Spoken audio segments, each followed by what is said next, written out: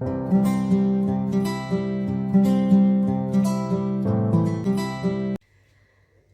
عليكم ورحمة الله وبركاته. ازيكم حبايبي؟ عاملين ايه؟ يا رب تكونوا بخير وفي احسن حال.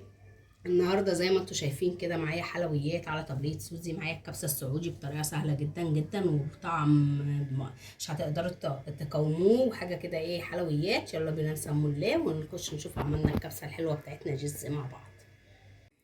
معانا حبايبي المقادير زي ما انتم شايفين كده. معانا بسم الله ما شاء الله كيلو لحمه ضاني زي ما انتم شايفين. معايا رز بسمتي حط كوبايتين، ده اللي هو جالي من الكويت.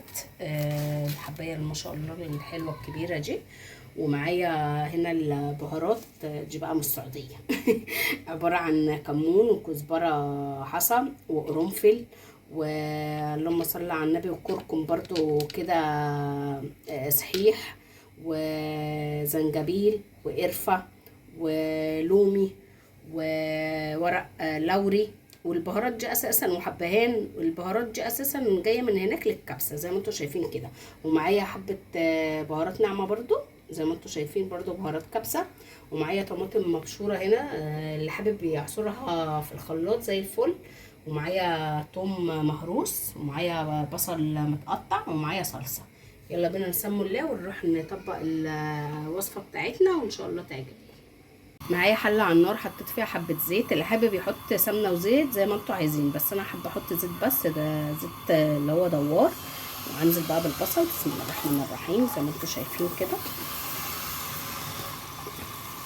يتشوح معانا، وبعد كده نشوف الخطوه الجايه ايه مع بعض. هنا حبايبي البصل وصل معايا اللي انتوا شايفينه كده. هنزل بقى بالثوم بسم الله الرحمن الرحيم، يا دوبك الثوم ريحته تطلع تمام زي ما انتوا شايفين كده. الثوم بس ايه ريحته تطلع.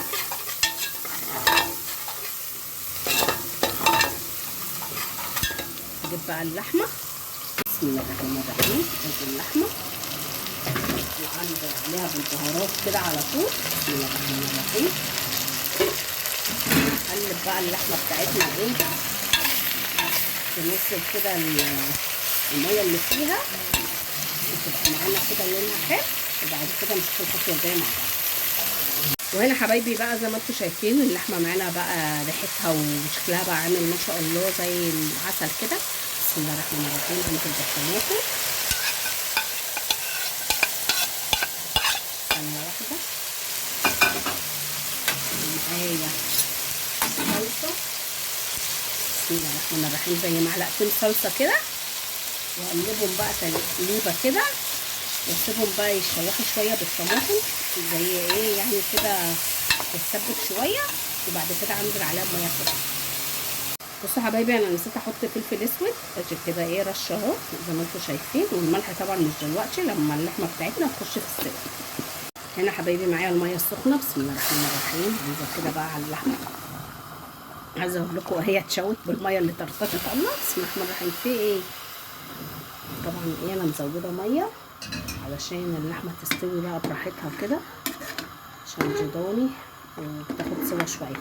بالنسبه للي حابب يحط كمون ناعم وكزبره ناعمه مفيش اي مشكله، تمام كده شغال وكده شغال. يعني في ناس كتير بتحط البهارات دي ناعمه مفيش اي مشكله، كله شغال زي الفل. اسيبها بقى تستوي براحتها، وبعد ما تستوي ايه نشوفوا هنعمله ايه. يعني هروح دلوقتي اغسل الرز ونقعه برده في ميه سخنه لحد ما اللحمه بتاعتي تستوي.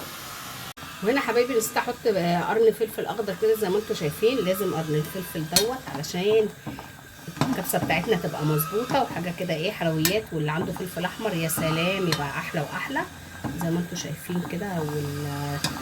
واللحمه بتاعتي اهي بقى ما شاء الله بتغلي كده وبتستوي براحتها. هنا حبايبي اللحمه بتاعتي استوت وبقت زي العسل، وحطيت ملح وظبطت الحوض. وهنزل بقى هنا بالرز بعد ما نقعته. بسم الله ما شاء الله بسم الله الرحمن الرحيم. واحلى كبسه على طبليه سوزي، طريقه مظبوطه، الطريقه السعودي. وتشوفوها ايه. في بقى بيحب يعمل معاها دقوس، وبيحطوا كمان على الكبسه حبه اللهم صل على النبي بقدونس. انا طبعا احنا في الصيف الخضره مش حلوه خالص، وانا مش هعمل ولا دقوس ولا بقدونس ولا زبادي، احنا هناكلها كده وهتبقى زي العسل. وهنا حبايبي الكبسه بتاعتي اهي زي ما انتم شايفين، بسم الله ما شاء الله شكلها يفتح النفس، والرز ما شاء الله طالع اهو زي العسل. يلا بينا بقى نقلبها ونشوفها ايه مع بعض. اجي حبايبي الكبسه بتاعتي طالعه زي ما انتم شايفين كده، ريحتها قلب البيت وطعمها زي العسل، خطيره خطيره خطيره، وطالعه مظبوطه جدا. واللحمه ما شاء الله بصوا مستويه زبده، اللهم صل على النبي. طعمها بصوا ما شاء الله، واللحمه اهي زبده وحاجه كده ايه حلويات كده. حبايبي وصفتي تكون خلصت، يا رب تعجبكم وتنور رضاكم. ما تنسونيش في اللايك والشير وتفعيل الجرس زي احلى متابعين في الدنيا. اشوفكم في وصفه جديده ان شاء الله، والسلام عليكم ورحمه الله وبركاته.